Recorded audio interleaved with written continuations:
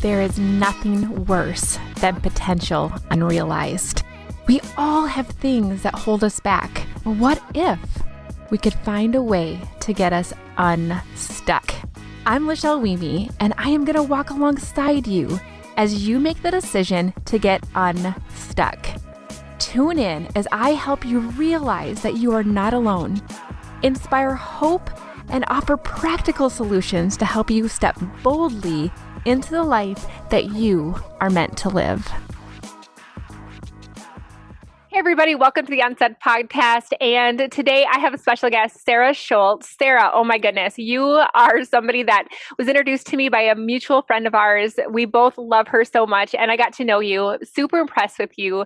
You run a couple different businesses. You're a mom, and the best way for me to describe you is a brand specialist. Does that sound about right?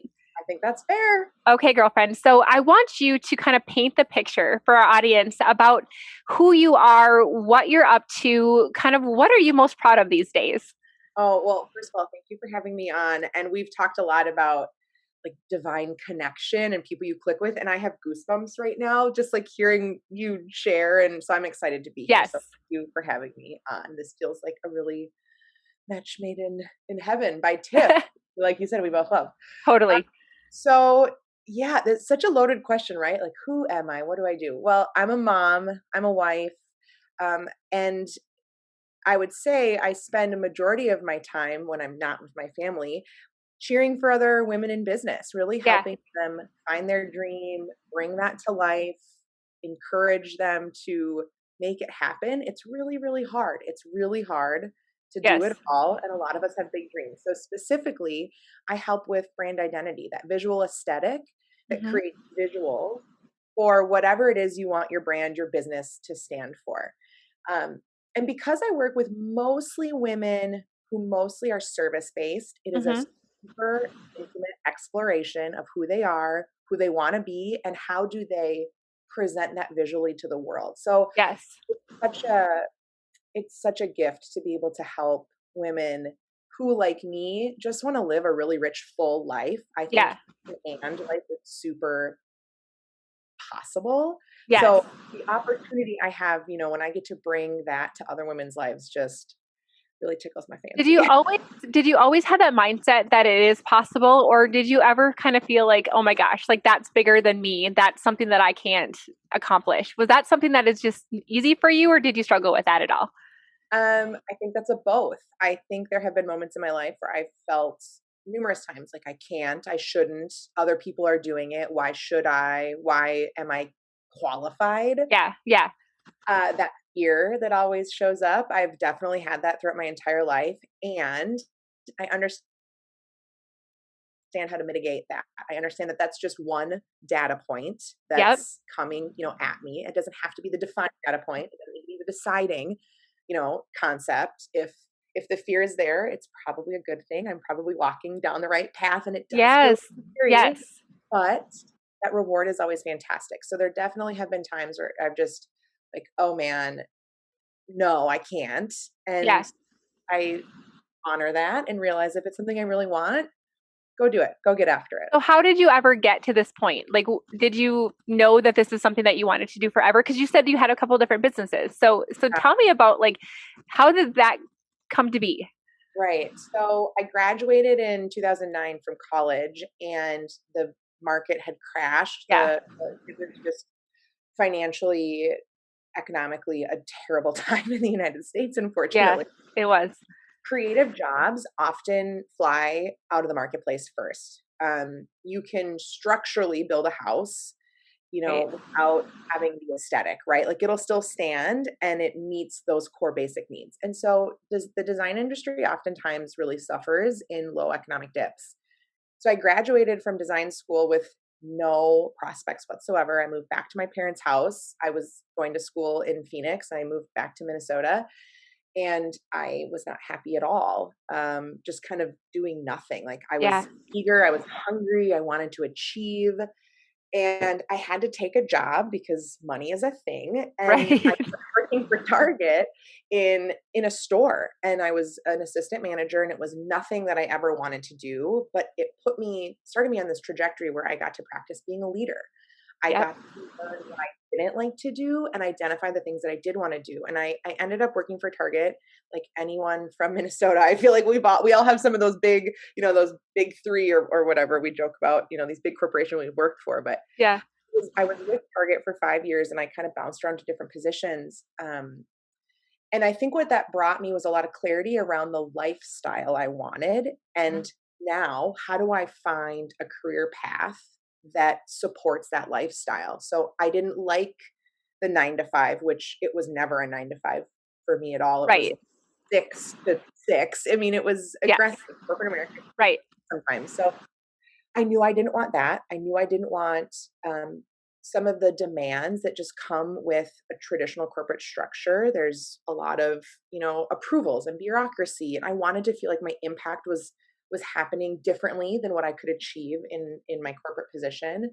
And I also learned the things I loved. I loved having a team and helping them reach their goals. And so during that time, my husband and I got married. I designed our wedding stationery, and people would just start coming to my cubicle at work, like, "Oh my gosh, where's that from? It's beautiful. Tell me, where you got it." And I said, "I Yeah. designed it myself." "Oh, are you a stationery designer?" "Yes, I am now." It was just, Yeah. it was nothing. I've always loved paper. I've always loved design. I have a creative background. Yeah. I've never seriously thought about doing something on my own on that front, although I had always wanted to be a business owner. And again, mostly because I learned what type of lifestyle I wanted. I Yes. just didn't know what that looked like. And so I started saying yes to jobs that kind of fell onto my plate. And some of them I did not like at all, but I learned so much about the process. And that slowly evolved into clients coming back or clients referring me to their friends, asking specifics around logos and helping them get businesses started. And so, that really got me thinking. I was working mostly in stationery with brides when I started my business. And that was fun when I was in that life phase. And then Right. I shifted out of that life phase. I've been married for almost 8 years now. And I decided I wanted to really make something of this business and Yeah. have this be my full time and have this help me reach my financial goals. And I realized I love working with entrepreneurial spirits. We're a Yeah. little bit crazy. I mean, Right. there's Yeah. something about us, like we take, the path less traveled. We deeply believe in ourselves against all odds. And Right. it's just we have this really cool energy that I am quite addicted to. I think that Right. Yeah. the magic about people like us. Yeah. Yeah. Um, and I just knew, I've got to shift. And so I completely, stopped working in wedding stationery altogether and was only taking branding clients. And through that, I learned the importance that a logo isn't enough to help you tell your brand story, that comprehensive aesthetics are super important to articulate the message, and just continue to kind of hone and refine my process of what I really thought was going to help, women like me. Yeah. Um, and here I am. Now I get to have this flexible lifestyle that I want. I am making my financial goals. I'm able to support my family. I can take time off when I want to, although it is a little harder now that Abel is here because just more things need to get Yes. up. Yes. Um, but it's been this journey, this kind of really cool unraveling before my eyes, and Right. saying yes when it felt right and learning to say no when it didn't. And Yeah. it kind of developed slowly over time into what it is today.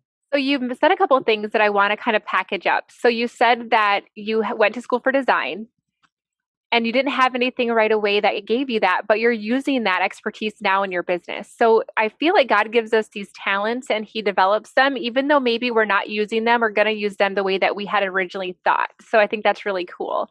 The other thing that you mentioned was that things kind of started to flow. So if somebody's like, I don't know what I want to do, but I want to do something, people will oftentimes come to us for certain things. Maybe they'll come to me because they want advice on something with style, or they want something with, I don't know, social media. They want something with whatever. So you start to pay attention to what people start coming to you for, right?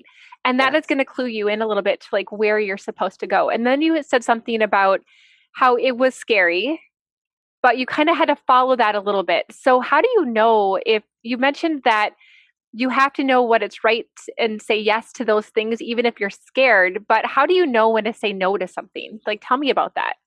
That is, I laugh because I am historically, I like to say yes. I'm Yeah. a Yeah. people pleaser. If you're familiar with Strengths Finders, I'm woo, win others over, Yes. Yes. over. And so that's saying no is really difficult. And so for me, I heavily rely on, and I think people use different words. I'm making assumptions here. I think people use different words and they're talking about very similar, the same concept. So Yes.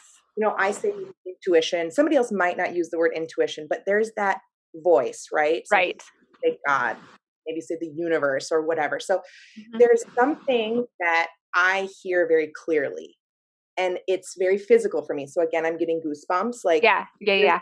there's this moment that I know I'm on the right track. I know I'm on the right path. And over time, I've learned to more clearly listen to that, Mm-hmm. trust that. And it honestly takes trial and error of, Yes. oh my gosh, the yes was so scary. Oh, but it worked. So then the next test comes and it's like, oh my gosh, this feels so scary. I'm going to trust it. And it worked. And you Yes. start to develop this ability. Right. And again, we can do different things, whether that's self-confidence, whether that's trusting in yourself, whether that's trusting in the higher being or a higher being.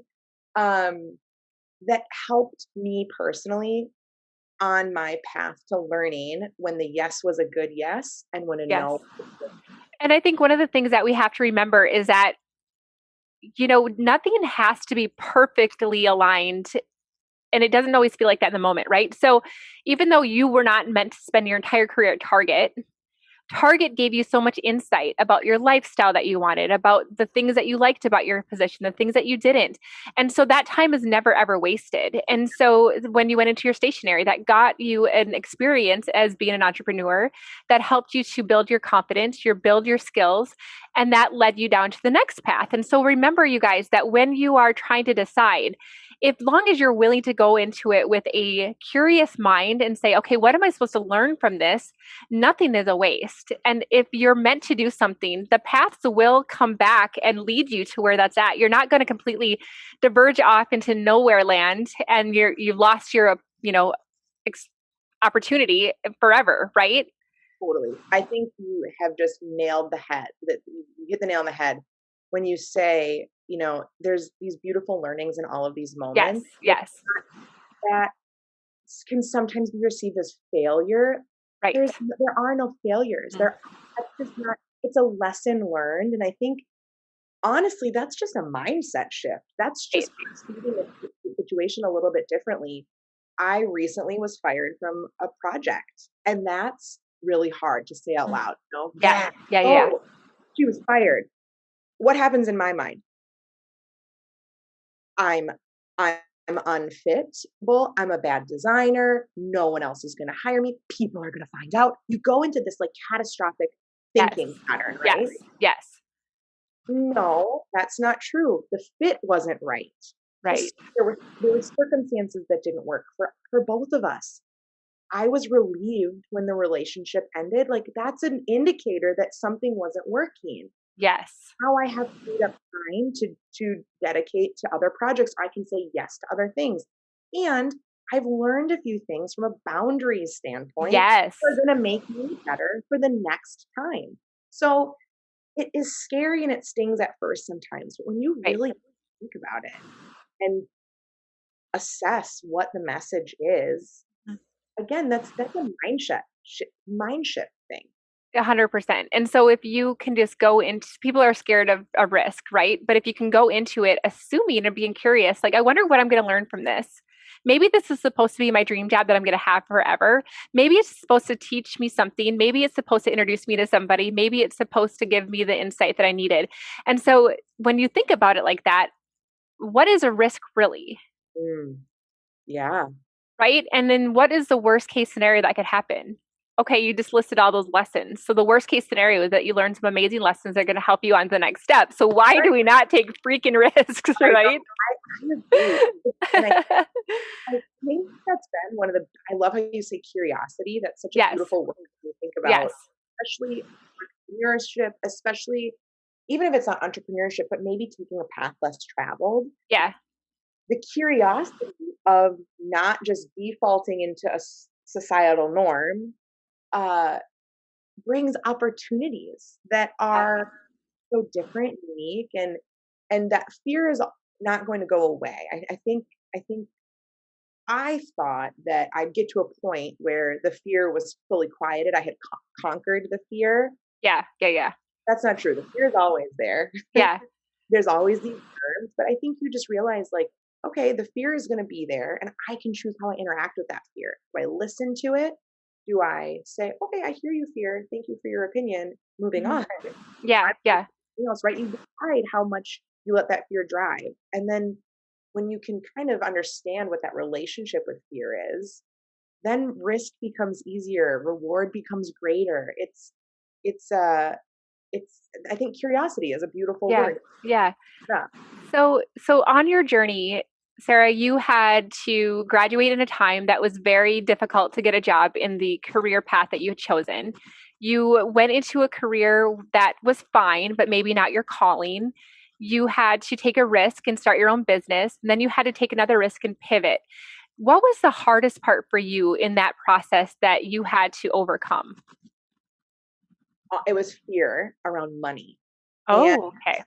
it was I think a lot of it came back to money and a fear that I wasn't going to be able to provide for my husband and I, or participate in providing. Right, right, right. I wouldn't be able to, live the life I wanted. I took the risk to live the job, to Mhm. build the job, to live a career that I wanted, to live a life, excuse me. I took the risk to build the business, to live the life I wanted is what I was trying to say. Right.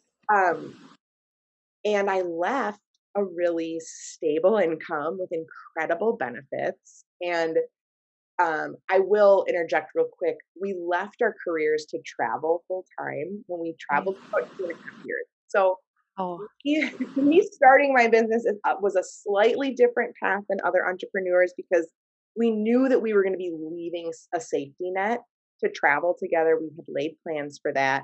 And okay, so I just got to stop you because that is so atypical, but like so inspirational. So you got to tell me a little bit about that. Like, how did that ever come to be? oh, yeah, I suppose that's kind of an important. We're talking about risk and fear, and I just skipped the fact that I left my life.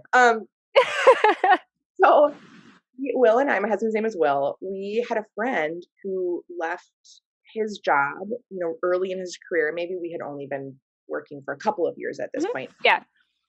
and learned like scuba, became a dive master, and was just traveling into the coolest parts of the world, teaching people how to scuba dive. Yeah. And Will was like, "Hey, Sarah, what do you think if we left our jobs and traveled?" And I'm the type of person where I'm like, I make a decision. I'll pack my bags. Let's go. And he looked Okay. at me like, "Okay, girlfriend, like, we got to plan. We got to save. We got to get some, ducks in a row before we can Yeah. leave." Yeah. It was never even a second thought in my mind. I thought we don't have kids. We didn't own a house. Our financial, you know, responsibilities were so low at that point that it was just Mhm. like, we don't do it now, we'll never do it. And so Mhm. we saved every penny. We changed our lifestyle from the basics of like we brought lunch every day and we made our coffee. Like that adds up. If you It want some does. extra freedom, that stuff adds up. Small things. Yes. And it bought us, and it was small things. Our lifestyle shifts were so minor that for the 2 years that we were planning for this trip, our friends and family never noticed a behavior change. We weren't saying no to, going on smaller, like a week vacation with friends. We weren't saying no to dinners out. It was just little things added up to allow us to be away from income for we planned for 2 years. We were able to travel longer than that. We came home with leftover money. So we budgeted. It was not glamorous travel. I had Yeah. 15 pounds in a backpack. That was it. So That's it was amazing. light. But it was just the most, I loved that. It was such a cool, fun time. We were in Southeast Asia for about 8 months. We spent time in the Middle East. We were in Europe. We were in Northern Africa. It was just some of our coolest memories were there. And when I came back home, Will took a traditional job again, Mhm.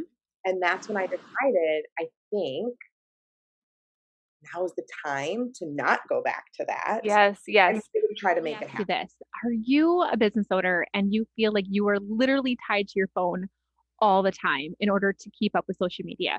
You know you need to post consistently, but you don't know what to post and you don't want to have to post every single day because it means that you're married to your phone. So then you're not consistent and then business doesn't follow. Or maybe you have no idea how to attract your ideal client and you want to find a way to get the right people to come to you. Oh my goodness, like that was totally where I was. And I had to take some time and research to find out what the heck I could be doing to make my life so much better. So here's the scoop. I have found a system that I've created a system that has allowed me to not only attract my dream clients, but it's allowed me to be consistent by planning all of my content for an entire year in one single weekend. And I've decided to offer it to all of you guys. If that is something that you would love to learn more about, make sure to click on the link in the show notes so that you can learn how to get your life back, but keep your social media game To make it on happen. track. And I think that, what I want to talk about this moment is that it's not a pipe dream to have the lifestyle that you want. I think so many times we go through high school and then start our college, time having an idea of a career path, but we don't oftentimes think about the lifestyle that that career path gives us. And so one of the reasons that I left my job as a professor was that I loved the impact that I was making, but I was spending all of my time in my office Mm. and not with my own family. And so I was influencing people, yes, but not the people that I needed to the most. And so you think about that, like that was my dream job. And it was literally the lifestyle or the lack of that literally left the impression on me to make me leave that position, that dream job position, to go on this other path. And it's what's so cool is that for me, it's opening up in bigger, better ways than I could have ever imagined. And so I think that that's so cool that you listen to that. It doesn't always have to look the way that you think. It's not like you were flying around the world in a private jet or you were on a yacht, but you experienced it. And who knows, maybe that is your future. And so I just think that it's really cool. Okay, so the risk was the hardest part. And now I wanted to shift a little bit because you get a chance to help entrepreneurs that are maybe newer in their experience. Maybe there's somebody who's been around for a while and they feel like they're just not getting to where they want to be. How do you come in and help? What do you see most with people who need your help? I feel like clients come to me kind of in one or two ways. They Okay. either have DIY'd, they tested Yes. waters, and they have some sort of proof of concept. I started slow, or I paid someone $50 to just put my name in a pretty font or whatever that ends up Yeah. looking like. Yes. Um, and I learned that I am able to make some money, and now I'm ready to invest in a brand refresh or full Yes. branding where they know clearly their voice. They know who they want to target. They know who they want to talk to and why. They know their services. They have just some knowledge around what they want to create because they've tested it. Now they're ready for their aesthetics to speak that same language. Okay. Kind of one way. The other way would be brands who have money to invest upfront for any myriad of reasons, whether it's an investor or they've been saving for this and they're like, Mhm. listen, I am knowing I don't need to do this like POC moment. This is where we're starting. We're going to hit the ground running. Day one, I'm ready to rock and roll. So both, like, there's not a right. I share Yeah. that because there's not a right way to do it. There Yeah. isn't. There's a Yeah. lot of amazing tools out there, especially from a design front, that can help you. And starting a business can be expensive.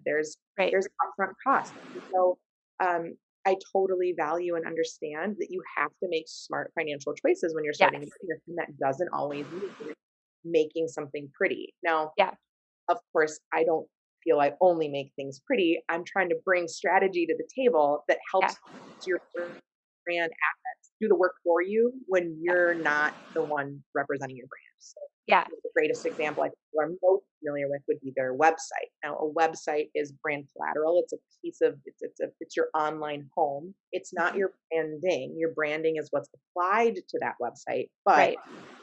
if your website is doing the work for you, somebody that finds your website, sees your website, they know who you are. They sense who Right. you are, what your product is, what your service is, and they're bought in. They want to take that step. They want to book the call. They want to buy your thing, whatever it is. ideally you've done nothing besides build the website or have somebody build the website, right? It's working for you. And so Yeah. that's always my largest goal is how can we take what you want your brand to be and do that visually so that your brand is what you want it to be and it's working for you. So what if the people that are listening have no idea what you even mean by brand? Good Like, I question. don't understand what that is, right? Yeah. So I typically talk about, so there's your big B brand.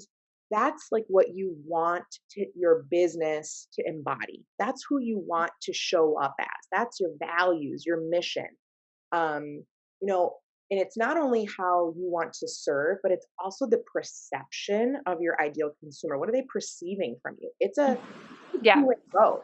Yeah. So So like this behind me, I don't know if you can see it, but it says grow, serve, and lead. Like that's like where yes, I'm going with my business, right? yes, yes, I love that. Though you're really grounding that your brand, which Hmm.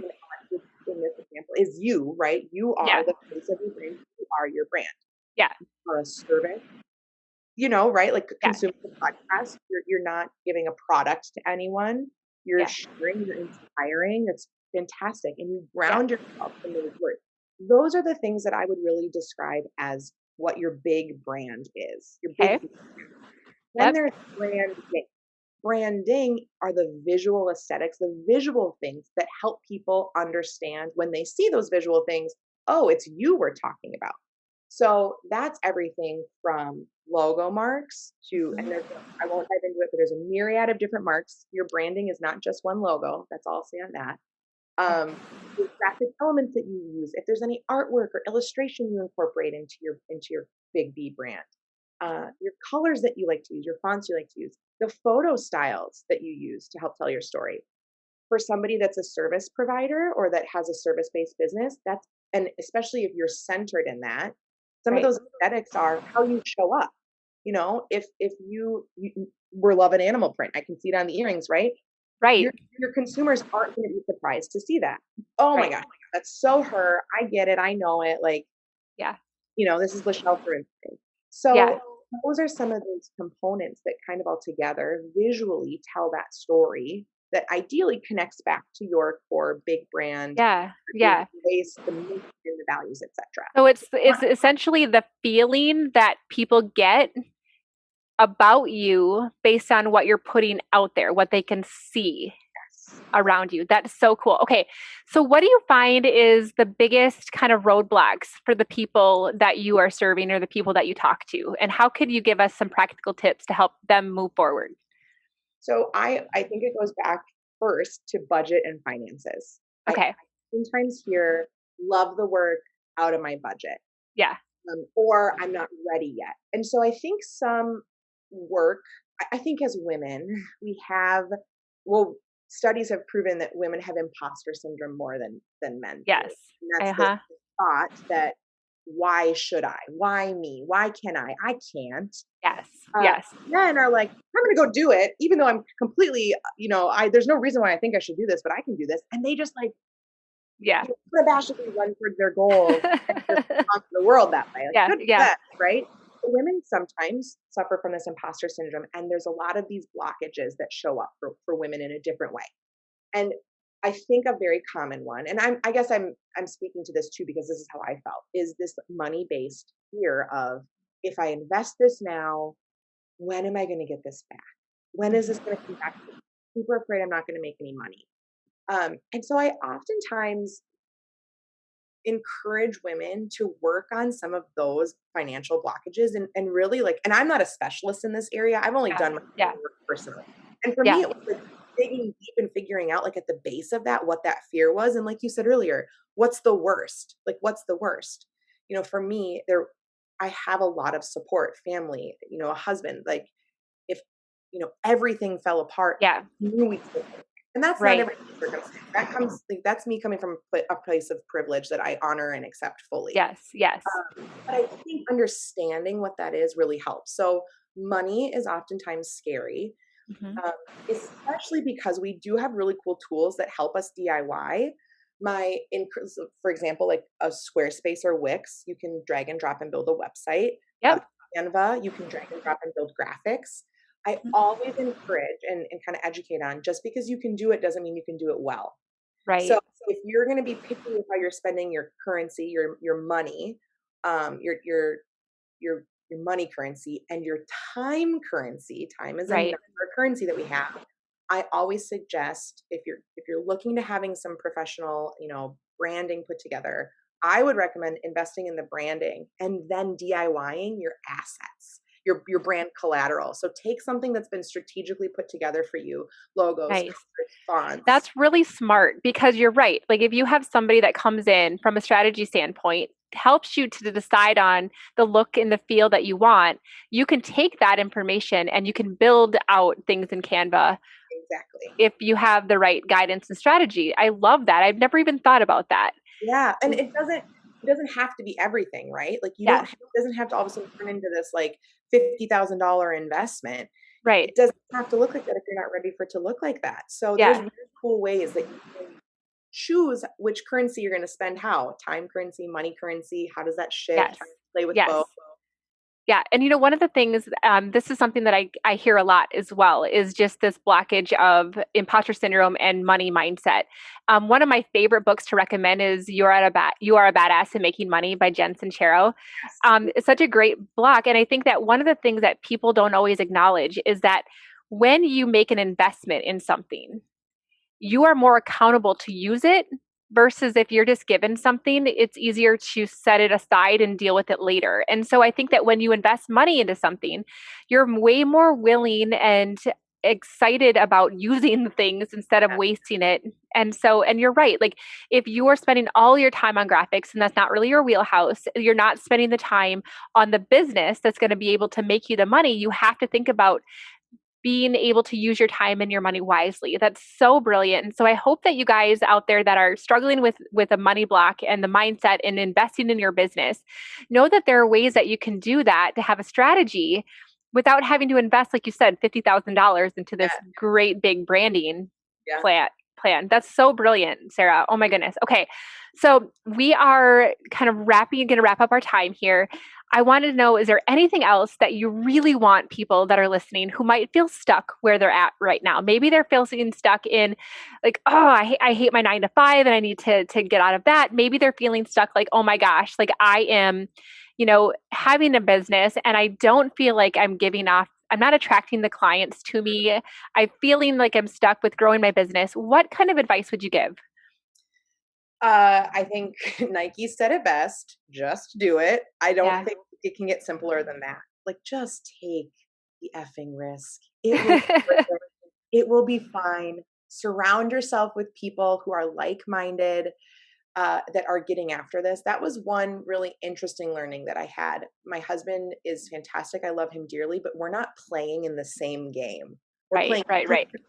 and Yes. so, and that's okay. I love that. Yeah. I honor that. He Yeah. honors that in me too. But the support I need is different than sometimes what he can provide because he's not playing my game. And so that was a Right. big thing for me, finding a support, a network that understood this is hard. Like, this Yes. is really hard work. It's not for the faint of heart. However, you can curate people into your life that are going to uplift you. They're going to help you. They're going to be like, oh, yeah, I got fired from something too. Oh, yeah, this scary thing happened to me too. And guess what? Here I am. I survived Yeah. it. I'm Yes. fine.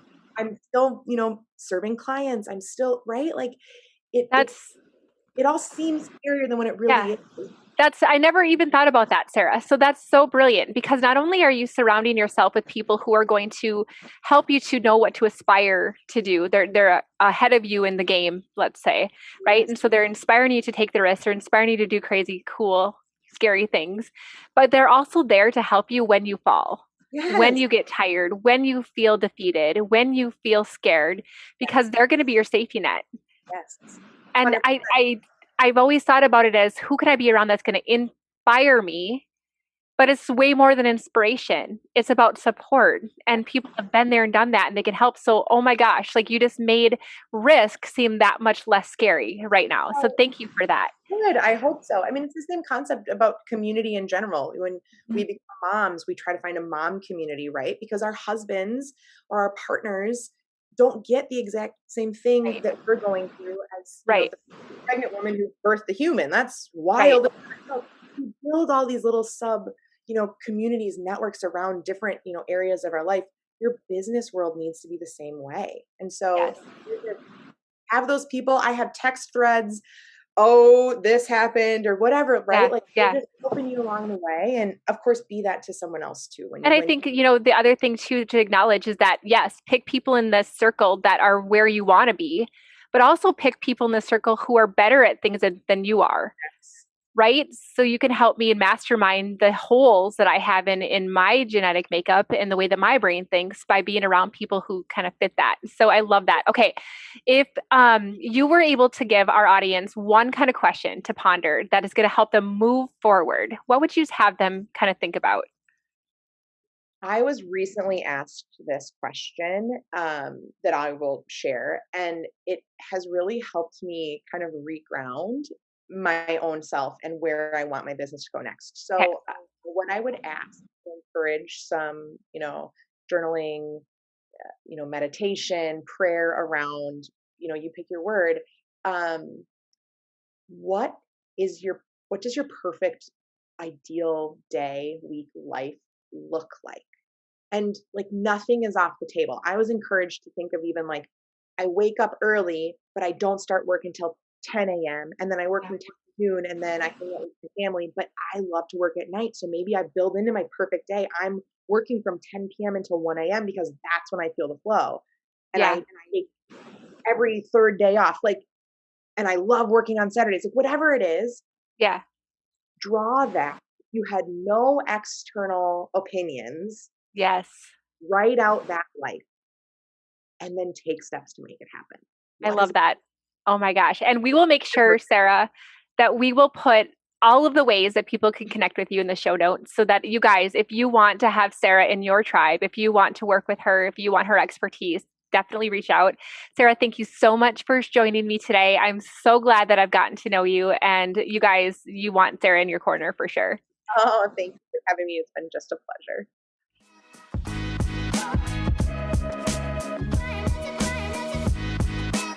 Thanks for listening. And if you know that you are made for more and you are tired of being held back and ready to get unstuck and step boldly into the life that you're meant to live, head on over to LachelleWeemy.com, request an appointment, and be ready for me to walk alongside of you personally to help you step boldly into the life that you are meant to live. I'll be back next week, but before you go, don't forget to hit subscribe and enjoy these imperfect outtakes.